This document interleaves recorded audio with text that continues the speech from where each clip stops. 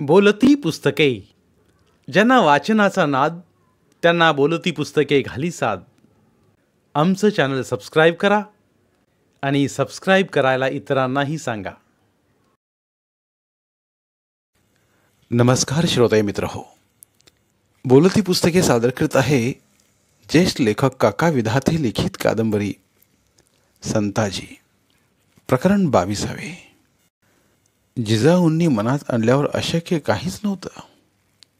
म्हाळोजी आणि संताजीची रुखसत लगेच मंजूर झाली. बघता बघता भाळवणीला म्हाळोजींच्या लेकाचं लगीन उभं राहिलं. मुहूर्त धरला. आप्तांना निमंत्रण गेले.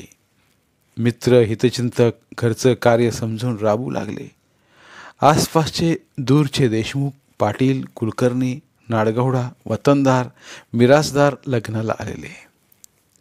चव्हाण, महाडिक, घाटगे, गायकवाड, लिंबाळकर, शिर्के, थोरात, इंगळे, काटे, जाधव, यादव सारे पै पाहुणे आले. सोबत त्यांचा लवाजमा 100-200 स्वार. हशम शिवेलगत मोकळ्या माळावर हजारोंनी घोडा ठाणबंद झाला. माणसांच्या गर्दीने माळ फुलला. अली खान, उदाजी मोहिते, हटकरराव देवकाते यांची अखंड धावपळ सुरू होती. कोकण्या, हरिभा, मकाजी, रखमाजी, बाबूराव पवार हे संताजीचे मैत्र पडेल तो कामाचा भार उचलत होते. आल्या गेल्यांची सोय लावता लावता नोकर चाकरांची कंबर वाकली. गावात भव्य नवगची मंडप उभा राहिला. अक्षतेला माणसांचा पूर लोटला. एका मांडवात संताजी, बहिर्जी, मालोजी आणि शाबाजी या चौघांच्या अक्षता पडल्या. मंत्रांच्या पवित्र घोषात, मंगलवाद्यांच्या गजरात संताजीने सोयराबाईंच्या गळ्यात माळ घालून मंगळसूत्र बांधलं. उंबऱ्याचं माप लवंडून गोऱ्या नाजूक पावलांनी वाड्यात प्रवेशणाऱ्या 4 सुनांना ओवाळताना उमाबाईचं काळी सुप्पा एवढं झालं. पोरांची लग्न झाली. एक कर्तव्य पार पाडलं हे समाधान त्यांना होतं. वरातीत वाद्यांचा गजर उठला. तुताऱ्या निनादल्या, हलग्या कडाडल्या. ढोलांच्या दंदनाटात सनई चौघड्याचे सूर मिसळले. त्या तालावर अख्खं गाव डोलू लागलं. फटाके, चंद्रज्योतींचं दारू काम झालं. गोकुळ आणि अजयच्या बरकंदाज पथकांनी बेहिशेबी बंदुकांचे बार काढले. कार्य संपल्यावर पाहुणे मंडळी एक एक करून निघाली तरी लग्न गावकऱ्यांच्या अंगात पुरतं भिनलेलं. गावात 8 दिवस जेवणावळी झडत होत्या. कुणाच्या घरात चूल म्हणून पेटली नाही. मैदानी खेळाचे सामने रंगले. उत्सवासारखं लोकांनी घोरपड्यांच्या लेकाचं लग्न साजरे केलं. देवकार्याचे वेळी डोक्यावरचा पदर तोंडावर आणखी पुढे ओढून सोयरा लाजाळूच्या झाडासारखी संताईच्या शेजारी बसलेली. त्यातून तिचं काय दर्शन होणार? 1-2दा तिच्या अंगाचा चोरटा स्पर्श तेवढा झाला. दाजी, वहिनी आम्हाला कधी दाखवणार? मैत्रांची थट्टा सुरू झाली. संताजी म्हणाला, आधी मला नीट बघू दे तिला. तुम्ही काय मध्येच एवढी घाई लावली? सगळे त्यावर खळाळून हसले. संताजीच्या मनाला उगीच हुरहुर लागल्यासारखी. काळजाची तार छेडल्यागत होत होतं आणि त्यातून उठणारे तरंग गोड वाटत होते. एरवी नारीशी नजरानजर झाली की मान आपसूक खाली झुकायची त्याची. नजर धरतीचा धांडोळा घ्यायची. पण एक तरुण स्त्री पत्नी म्हणून आयुष्यात येणं हा काही निराळाच अनुभव होता. पहिल्या भेटीत तिच्याशी काय बोलावं, कसं वागावं हाच विचार सारखा मनात येत होता. सोयराला पाहायला, तिच्याशी बोलायला तो अगदी आतुर झाला होता. लग्नानंतर 5व्या की 6व्या दिवशी रात्री त्याला बाजूला घेत उमाबाई म्हणाल्या, सूनबाईच्या खोलीत जा, तिची विचारपूस कर. बिचारी बावरली असेल. संताची काहीही न बोलता खाली मान घालून घुम्यासारखा उभा राहिला. त्याच पुढे म्हणाल्या, जाईच्या फुलासारखी नाजूक पोर व्याह्यांनी दिली. ते तिचं आयुष्य चांदण्यागत फुलावं म्हणून.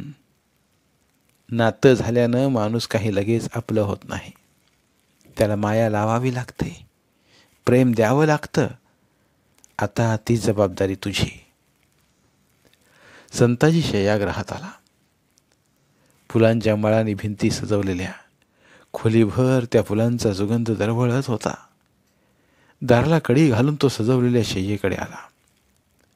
नव्या कोऱ्या शालूत अंग लपेटलेली सोयरा गुडघ्याला दोन्ही हातांची कवळ घालून आणि हनवटी गुडघ्यावर विसावून अवघडून बसलेली हो. तो जवळ येताच आपलं अंग तिनं आणखी चोरलं. हात लावला तरी हरिणीच्या पाडसासारखी ती दचकून उठेल असं त्याला वाटलं. अलगद तिच्या शेजारी बसत तो म्हणाला, सोयरा, अगं डोळे उघडून एकदा बघ तरी माझ्याकडे. पण ती गप्पच. खाली घातलेली मान तिने वरही उचलली नाही. भरजरी शालूतून लाल मेहंदीची रेखीव नक्षी काढलेली तिची गोरी निमुलती पावलं, हाताची भरल्या पेरांची लांब सडक बोटं तेवढी दिसत होती. न राहून त्याने तिचे हात हाती घेतले. तर्जनीने तिच्या हनवटीवर उचलली. चाफ्याच्या फुलासारखा तिचा ताजा टवटवी चेहरा त्याला दिसला. काळेभोर डोळे विस्फारलेले. तिच्या नाजूक चाफेकरी नाकातील नथ थरथरत होती. पोळी लालसर ओठ विलग झाल्याने तिच्या पांढऱ्या शुभ्र रेखीव दंतपंक्तीचं दर्शन होत होतं. पुढे होत हळूच त्याने तिला जवळ ओढलं आणि आपल्या दणकट बाहूत तिची कोवळी काया कवळली. तिच्या रेशमी केसांवर हात फिरवला. त्याच्या राकड स्पर्शाने तिचे अंग मोहरलं. अर्धोन्मिलित नेत्राने त्याच्याकडे पाहत आपली मान तिनं त्याच्या खांद्यावर टाकली. अगं ये लाजाळूबाई, आईशी तरी नीट बोललीस की तिथेही अशीच मान खाली घालून बसलीस? त्यांच्याशी वागता बोलताना लाज कसली? संताजीने सुटकेचा निश्वास सोडला. सोयरा बोलू लागली होती. हा सासू सुनेचे सूर लगेच जुळे वाढतं. काय म्हणाली आई? तुमच्याविषयी सांगत होत्या. काय? तुमचा स्वभाव, आवडीनिवडी. सोयरा बोलता बोलता अंमळ घुटमळली. बोलावं की बोलू नये या विचाराने. मग म्हणाली, त्या म्हणाल्या, उलिसे तापट हट्टी असला तरी मनाने तुम्ही खूप चांगले आहात. मनाने कसं आहे कोणास ठाऊक, पण तापट हट्टी आहे एवढं खरं. माणूस म्हटला की काही ना काही दोष असणारच. आपण त्याचे गुण तेवढे पाहावेत. तरी त्याच्या दोषांकडे दुर्लक्ष कसं करता येईल? आणि कोणीतरी सांगितल्याशिवाय ते दोष त्याला कळणार कसे? न कळायला काय झालं? माणूस म्हणजे काय ढोर आहे? त्याचं उत्तर फटकेबाज होतं. त्याला वाटलं, ही नुसतीच लाजाळूची वेल नाही, चांगली कडाडती भिजली आहे की. सोयरा पुढे म्हणाली, अहो, राग, लोभ, आग्रह, दुराग्रह ही भावना देवादिकांना चुकली नाही. तिथे आपण कोण? अशा गोष्टी आपण फार मनावर घेऊ नयेत. सोयरा नुसती सुंदर नव्हती, तेवढीच समंजसही होती. बोलकी असली तरी ही बडबडी नव्हे.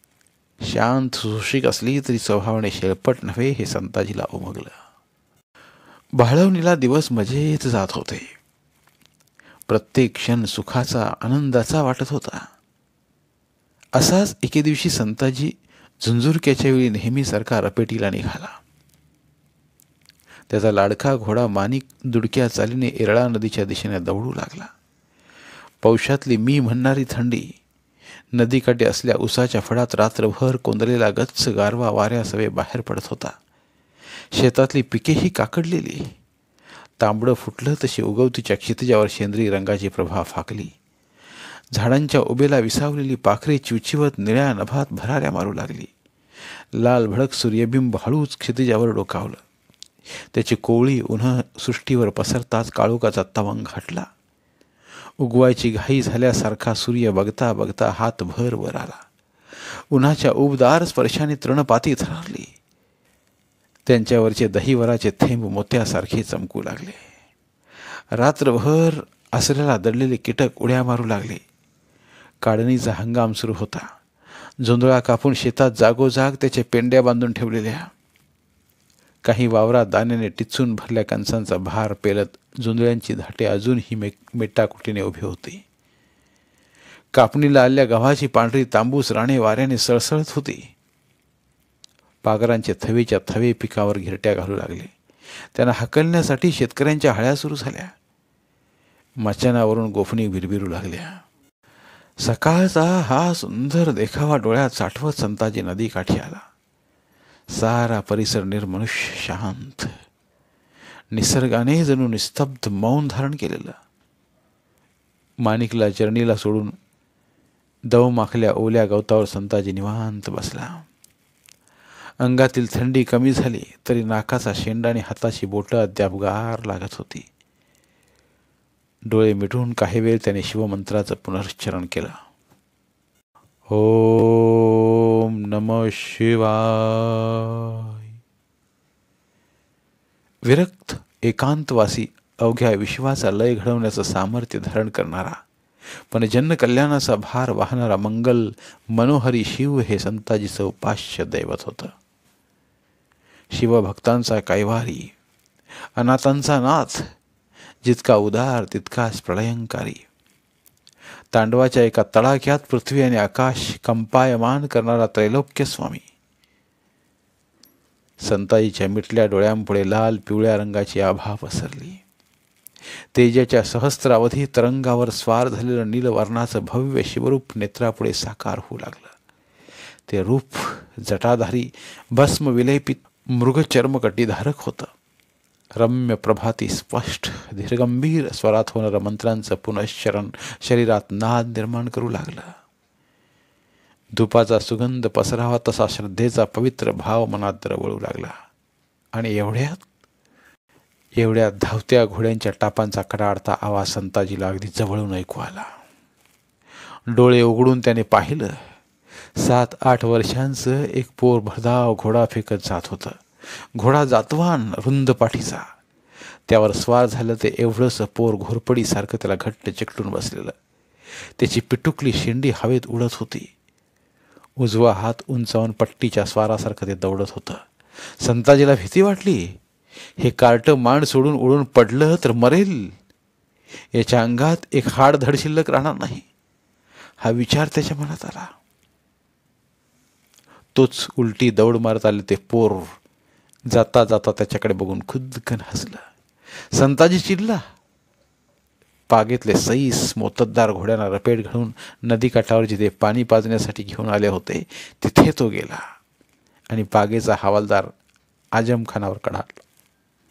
खान, या कार्ट्याच्या हाती मस्तवाल घोडा दिला कुणी? मीच दिला मालिक. वेट लागले की काय तुम्हाला? एवढंच ते पोर पडलं बिडलं म्हणजे? मालिक, घोडेसवारी चांगला तरबेज झालाय तो. बच्चा बहुत जानदार है. घोड्यावर बसायची जिद रोज करतो. त्याची रपेट तुम्ही पाहिली असेलच. आजम खान हा पागेचा जाणता माणूस. अली खानासारखा पट्टीच्या घोडेस्वाराचा तो मुलगा. तो सांगतोय म्हटल्यावर विश्वास ठेवणं भाग होतं. तरी संताजीने त्याला सुनावलं. ते काही असो, त्याच्या जीवाला काही झालं तर तुम्ही जबाबदार राहाल हे लक्षात ठेवा. उद्यापासून त्याची रफेट बंद करतो मालिक. नंतर संताजीने त्या पोराची काही वास्तपुस्त केली नाही.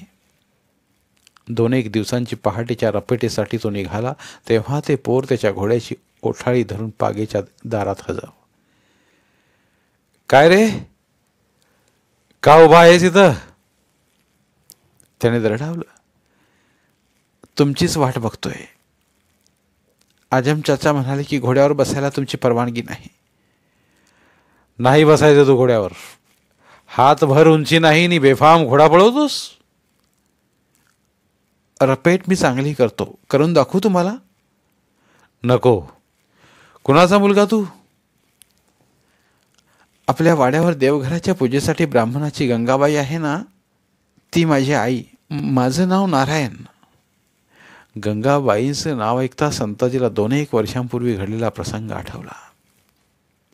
कुटुंबासह कर्नाटकातून देशावर परत येताना वाडीकर सावंतांच्या वाड्यावर 1 दिवसाचा मुक्काम पडला होता. तिथून निघून अंबुलीचा घाट पार केल्यावर गंगाबाईची भेट झाली होती. घाटाची चढण चढून माणसं जनावरं थकून गेलेली. सूर्य माथ्यावर आलेला. घाटाच्या उतरणीवर एक अमराई लागली. 5-50 डेरेदार आंबा मोहराने घमघमत होता. जेवणं इथेच करावीत आणि आंब्याच्या गार सावल्या घडीभर अंग टाकून पडावं असं साऱ्यांना वाटू लागलं. थकलेले हशम राऊत सावलीच्या ओढीनं तिकडे निघाले. माणूस काणूस नसल्या त्या निर्मनुष्य रानात पदरात लहानसं मूल घेऊन एक बाई आंब्याच्या बुडाला पाठ टेकून बसलेली दिसली. असेल इथल्याच कुठल्या तरी वाडी वस्तीवरची. सावली बघून बसली असेल असं संताजीला वाटलं. ए बाई, इथून उठ नि दुसरीकडे बस. हशम तिच्यावर डाफरले. बाई बावरली. पोराला मिठीत आणखी घट्ट धरून टकामका इकडं तिकडं पाहू लागली. तशा एक दोन बटक्या पुढे सरसावल्या. अगं ये बया, सांगितलेलं कळत नाही भाई तुला? इथं मालकिनीचा तंबू गाडायचा आहे, तिकडे लांब जाऊन बस. खबरदार तिला कोणी काही बोलला तर बसू द्या तिला, संताजी चढ्या आवाजात म्हणाला. तोवर उमाबाई मेन्यातून उतरून तात्पुरत्या उभारल्या तंबूच्या आडोशाला आल्या. पदराने घामजलेलं तोंड पुसत त्या बहिर्जीला म्हणाल्या, कोण आहे ती तरी बघ, भूतासारखी एकटीच रानात बसली. बहिर्जी उठला. थोड्या वेळाने परत येऊन म्हणाला, कोकणातून आली आहे, घाट उतरून नुकतीच इथे येऊन टिकली आहे. एकटीच? सोबत कोणी पुरुष माणूस नाही का तिच्या? नसावा, नाहीच बहुधा. तुझं काम असंच अर्धवट. दाजी तुझा, कोण कुठली कुठं चालली आहे सारं नीट विचारून घे. संताजीला पाहून बाईनं डोक्यावरचा पदर आणखीन पुढे ओढला. तिचं जे काही ओझरचं दर्शन झालं त्यावरून ती रूपवान, नाकी डोळी नीटच वाटली. वय 25च्या आसपास असावं. मांडीवर झोपले तिचं 4-5 वर्षांचं मूल पदराच्या फटीतून पडल्या जागी भेदरून संताजीकडे बघत होतं. त्याच्या भोकरासारख्या टप्पोऱ्या डोळ्यांची नजरानजर होता. संताजी हसला. ते पोरही खुद्दकन हसलं. बाई, आम्ही भल्या घरची माणसे आहोत, घाबरू नका. तुम्ही कुठल्या, कुठून आलात, कुठे निघालात? बाईचं एक नाही दोन नाही. बाजूला ठेवलं बोचकं ओढून तिनं मांडी खाली घेतलं. तिच्या पिवळ्या कृश मनगटातील काकणं किनकिनली. रानात एकट्या दुकट्या बसलाय म्हणून चौकशी करायला आमच्या आईसाहेबांनी पाठवलंय मला. ही माणसं चांगल्या घरची आहेत याची खात्री पडताच धीट होऊन ती सांगू लागली, मी महापंच्या जोशांची सून.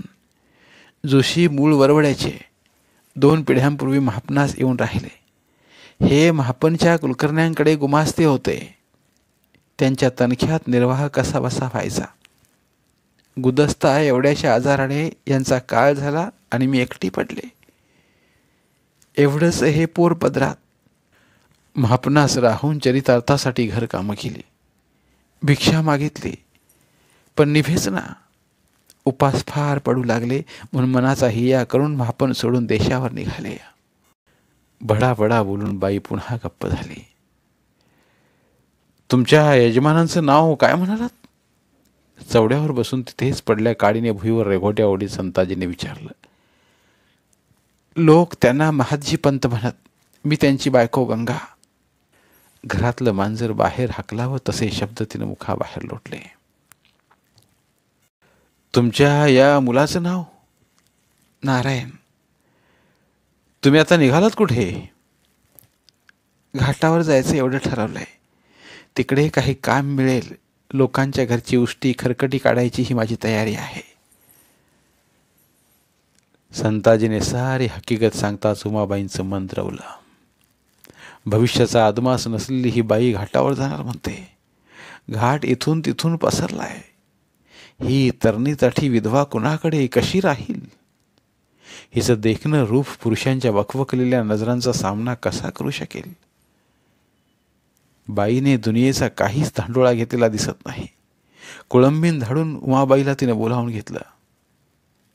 जवळ बसून तिच्या पाठीवरून मायेनं हात फिरवला. चिंता करू नकोस हो, चोच देतो तो चाराही देतो. लागेल सारं हळूहळू मार्गी. आमच्यासोबत येशील? उमाबाईंच्या कनवाळू बोलाने गंगा गहीवरली. तिच्या डोळ्यांतून घळाघळा अश्वे ओघळू लागली. का रडतेस? अगं पोटी एवढा लखलखता हिरा दिलाय देवानं, तोच उद्या तुझ्या कष्टाचं पांग फेडेल बघ. गंगाचा फिकट चेहरा फुलला. तिचा शालीन स्वभाव, मर्यादाशील वागणं, मर्जी राखून बोलणं उमाबाईंना आवडलं. त्याने तिला आपल्या वाड्यावर राहायला जागा दिली. आपले उपाध्याय कृष्ण भट्टांना ते म्हणाल्या, पोर फार गुणाची, तुमची लेक मानून सांभाळा.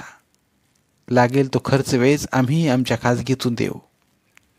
देवघराच्या चाकरीवर राहील, तुम्हालाही हातापोती मदत करेल. तेव्हापासून महापंच्या जोशांची स्त्री गंगा घोरपड्यांची आश्रित झाली.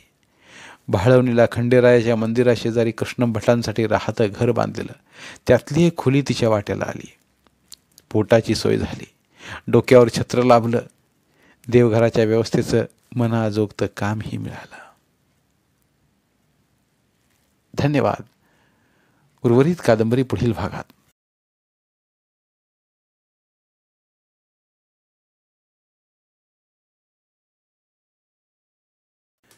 धन्यवाद. प्रिय श्रोते मित्र हो, आपल्यासाठी एक आवाहन. आमच्या चॅनलच्या प्लेलिस्ट विभागात तुमच्यासाठी शेकडो कादंबऱ्यांचे ऑडिओ बुक्स उपलब्ध आहेत. तिथे प्रत्येक कादंबरीचे सर्व भाग एकत्रित मिळतील. त्यामुळे सध्या सुरू असलेल्या क्रमशः कादंबरीच्या पुढील भागासाठी वाट पाहण्याची गरज नाही. तुमच्या वेळेनुसार तुम्ही संपूर्ण कादंबरी सलगपणे ऐकू शकतात आणि साहित्याचा आस्वाद घेऊ शकता.